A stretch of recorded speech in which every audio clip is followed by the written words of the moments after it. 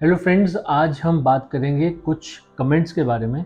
हमारी वीडियोस पे कई कमेंट्स आते हैं, कई सवाल आते हैं, तो आज कुछ सवालों के जवाब देने की कोशिश करूँगा और उम्मीद करता हूँ कि आप लोग इससे कई सारी चीज़ें समझ पाएंगे। और एक जने का सवाल कई लोगों के सवालों के बराबर होता है। कई सारे लोगों के सवाल होते हैं पर कई पूछ नहीं पाते, तो कोशिश करते हैं कि सवालों के आपके जवाब दिए जाएँ और शायद उससे आपको कुछ क्लैरिटी हो। तो लेट्स बिगिन। एक अजमल जी का कोई सवाल आया हुआ है। सर, मेरी बच्ची मृत्यु होने के बाद 10 दिन में लड़के का जन्म हुआ। सर, इसका क्या मतलब है? सर, मेरी बच्ची 4 साल की थी और उनकी मृत्यु हुई थी 21 जून 2023 को। देखिए, सबसे पहले तो मैं ये कहूँगा कि भगवान आपकी बेटी की आत्मा को शांति दे। छोटे बच्चे का जाना आई कैन अंडरस्टैंड, बहुत ही परेशानी वाली बात है। हर कोई भी नहीं भूल पाता उस चीज़ को। बट अगर आप ये सोच रहे हैं कि आपके घर में किसी बच्चे ने जन्म लिया है उसके 10 दिन के अंदर, तो ये मत सोचिए कि वही बच्ची वापस आई है। इसका कारण क्या है? देखिए, जो भी बच्ची होती है, जो भी बच्चा होता है अपने माँ के गर्भ में, तीसरे महीने में उसमें जान आ जाती है। यानी कि एक तरह से देखा जाए तो उसके अंदर वो आत्मा का प्रवेश हो जाता है। जो आत्मा पहले आ चुकी है वो बाद में किसी और की डेथ होने के बाद दोबारा रिप्लेस होना हो जाएगी। आप इस बात को समझ सकते हैं। तो इस चीज़ का ध्यान रखिए कि अगर आप ये सोचते हैं कि किसी की डेथ हुई और उसी वक्त किसी और ने जन्म लिया तो क्या वो वही है, वही आत्मा है? तो नहीं, ऐसा नहीं होता। आप समझ सकते हैं कि आत्मा जो है वो 3rd मंथ में एक बच्चे की बॉडी में आती है। तो अगर ऐसा है और 10 दिन में अगर जन्म लिए तो डेफिनेटली वो आपकी बेटी नहीं है। और देखिए, जब कोई सोल यहाँ से जाती है, जब कोई स्पिरिट यहाँ से जाती है, अपना शरीर छोड़कर जाती है, तो उसके बाद वो इमोशंस नहीं रखती। अगर उसको गति मिल गई है तो वो इमोशंस नहीं रखती है। वो अगले जन्म के लिए तैयारी करती है, वो अपने अगली यात्रा के ऊपर कॉन्सेंट्रेट करती है। वो अगर पीछे के बर्डन साथ में लेके चलेगी, पीछे के सारे इमोशन साथ में लेके चलेगी, तो वो अपनी प्रगति कैसे कर पाएगी, वो आगे कैसे बढ़ पाएगी? तो ये जो इमोशंस हैं, ये जो भावनाएं हैं, ये सारी की सारी यहीं पर होती है। वहाँ जब आत्मलोक की बात की जाती है तो आत्मलोक में ये सारी भावनाएं नहीं होती। और वो वहाँ जाने के बाद कोई भी अपने पिछले रिलेशंस के बारे में नहीं सोचता है। अगर वो जा चुके हैं तो अपनी अगली यात्रा पे अग्रसर हैं। आप उनको अपने किसी न किसी रूप में प्राप्त करने के बारे में सोचकर सिर्फ उनको परेशान कर रहे हैं, उनकी उनकी यात्रा को डाइवर्ट कर रहे हैं और कुछ नहीं कर रहे हैं। सो आई होप कि आप इस चीज़ को समझ पाए होंगे। और उम्मीद करता हूँ कि आपके सवाल का जवाब मिला होगा और आपको कहीं ना कहीं शांति मिलेगी कि जब आप ये जान पाएंगे कि ये आपके इमोशंस हैं जो उन्हें अट्रैक्ट कर रहे हैं। और अगर आप उन्हें अच्छे रूप में याद करें, अच्छे पलों को याद करें, उनके बारे में ये ना सोचें कि मैं उसके जाने की वजह से बहुत परेशान हूँ, तो वो अपनी यात्रा को आगे कंटिन्यू कर पाएंगे, अच्छे से कंटिन्यू कर पाएंगे। और आप उनके उनके प्रगति में उनका उनका कहीं उनके लिए प्रॉब्लम क्रिएट नहीं करेंगे। तो with that thought, thank you very much. उम्मीद करता हूँ आप समझ पाएंगे। तो चलिए आते हैं अगले सवाल की तरफ। आगे एक और हमारे श्रोता हैं, उनका मैसेज आया हुआ है सतपाल चौधरी जी की तरफ से। हेलो सर, मैंने आपकी सभी वीडियो देखी हैं, अकाल मृत्यु और भगवान की मर्जी। आपकी वीडियो है, आपने उस वीडियो में बोला था कि अकाल मृत्यु, फांसी लगाना, कुछ खाकर मर जाना सब पहले से तय है, भगवान की मर्जी से सब होता है सब कुछ। अब आप कह रहे हो विवेक से काम लो, क्या सच में? Please reply. इन्हीं का एक और कमेंट है, अगर ज़िंदगी में इतने दुख हों, कोई हिल भी ना सके तो क्या करे, ऐसा विचार मन में आता है फिर। लेकिन मैं बहुत वीडियो देख चुकी हूँ इस टॉपिक पर, सुनने के बाद नहीं करती, सोचती हूँ ऐसा, बस भगवान का नाम लेती हूँ दुख में।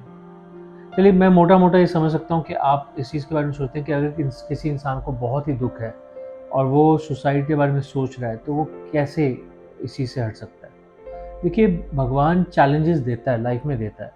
बहुत से लोग बहुत विफल होते हैं। अब आप सोचिए, कई सारे आप प्लेयर्स को जानते हैं जो बहुत नेम फेम लेके आते हैं, मतलब बहुत ही अच्छे रूप से अपने आप को इस्टेब्लिश करते हैं, फिर किसी एक्सीडेंट की वजह से या किसी भी XYZ रीज़न की वजह से उनका वो फेम चला जाता है, उनका वो परफॉर्मेंस नहीं आती, वो आगे बढ़ नहीं पाते, अपने करियर को बिल्कुल ख़त्म कर देते हैं। तो क्या वो ऐसा नहीं है कि उनको भी परेशानी होती होगी? दुनिया कहती होगी उनके बारे में कि तुम कहाँ थे और कहाँ पहुँच गए हो। बहुत से लोग हैं जो बहुत अमीर होते हैं, पर क्या वो अगर उनकी उनकी संपत्ति चली जाए किसी वजह से, उन्हें नुकसान हो जाए अपने बिज़नेस में, तो क्या उनके पास भी एक ही ज़रिया बचता है कि वो सुसाइड कर लें? उनकी कईयों के फैमिली में कई लोग होते हैं जिनकी डेथ हो जाती है। उन्हें लगता है कि अब हम क्या करें? अब हम उनके बिना जी नहीं सकते। तो क्या ऐसा है कि एक इंसान की डेथ होने के बाद पूरी फैमिली सुसाइड कर लेती है? बहुत सारी चीज़ें हैं। बहुत से लोग हैं जो प्यार में विफल रहते हैं। उनके लाइफ में कोई पार्टनर आता है जो जिसके साथ वो सपने संजोते हैं कि वो इसके साथ अपनी ज़िंदगी गुजारेंगे, पर ऐसा नहीं हो पाता। किसी कारण से वो पार्टनर उनकी लाइफ से चला जाता है, किसी भी कारण से। मैं किसी की गलती नहीं कह रहा हूँ, कोई भी कारण हो सकता है, बट ऐसा होता है। तो क्या ऐसा होने के बाद सारे ऐसे लोग जिनका ब्रेकअप हो जाता है, क्या वो सुसाइड कर लेते हैं? ऐसा नहीं होता। देखो, चैलेंजेस लाइफ में आते हैं, इसी के लिए आपको कहा जाता है कि अपने कर्मा पे कंसंट्रेट करो। जैसे कर्म आपने पहले किए थे, तो उसके बिहाफ पे आपको स्वर्ग या नरक नहीं मिलेगा। आपको वो एंजल्स के पास नहीं पहुंचा दिया जाएगा, आपके पास परियां नहीं होंगी। आप स्वर्ग में जाएंगे तो परियां मिलेंगी, नरक में जाएंगे तो आपको कढ़ाई में तला जाएगा। ऐसा कुछ नहीं होता। वो हार्डशिप्स या फिर जो अच्छी लाइफ, स्मूथ लाइफ आपको मिलती है, वो उसी मृत्यु लोक में मिलती है। अगर इस मृत्यु लोक पे आप सच में अच्छी लाइफ जीना चाहते हो, आज की लाइफ को अच्छे से जीना चाहते हो या अगली लाइफ को जीना चाहते हो अच्छे से, तो आप कर्मस पे कॉन्सेंट्रेट करो, अच्छे कर्मस रखो।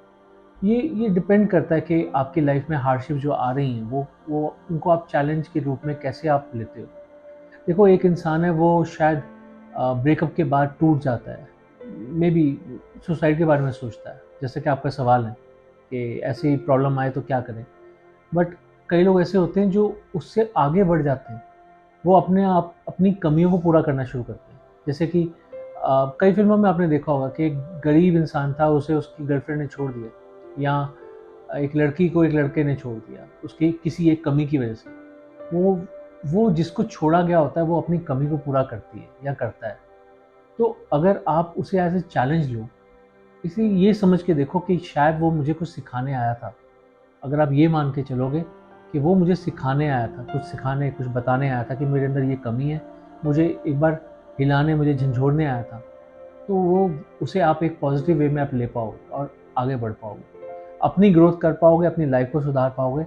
एक एक इंसान की वजह से, एक इंसिडेंस की वजह से आप अपने आप को तंग नहीं कर रहे हो, अपनी अपनी लाइफ को स्पॉइल नहीं कर रहे हो। आपके साथ जुड़े हुए जितने भी लोग हैं, आपकी फैमिली है, आपके माता पिता हैं, आपके आपके भाई बहन हैं, अगर आपकी वाइफ हैं, बच्चे हैं, जो लोग भी हैं, उन सबको आप खराब कर रहे हो अगर एक एक्सट्रीम स्टेप उठाते हो। इसीलिए मैंने अपनी एक वीडियो में कहा था कि विवेक से काम लें। विवेक यानी कि अपने दिमाग से, अपने अपने मस्तिष्क से काम लें। आप समझें कि आप क्या करना चाहिए आपको। अगर आप सही और गलत का डिफरेंस जानते हैं तो आपको मालूम पड़ेगा कि आपको क्या करना चाहिए, एक गिवन सिचुएशन को आपको कैसे हैंडल करना चाहिए।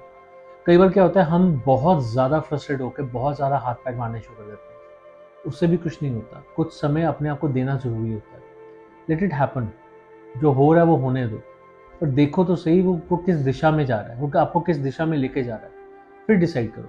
अगर आप ज़बरदस्ती के हाथ पैर मारते रहोगे, ये सोच रहोगे कि मैंने ऐसा किया होता तो ऐसा होता, मैंने वैसा किया होता तो ऐसा होता, तो फिर आप सिर्फ सोचते रह जाओगे और अपनी लाइफ को और ख़राब कर लोगे।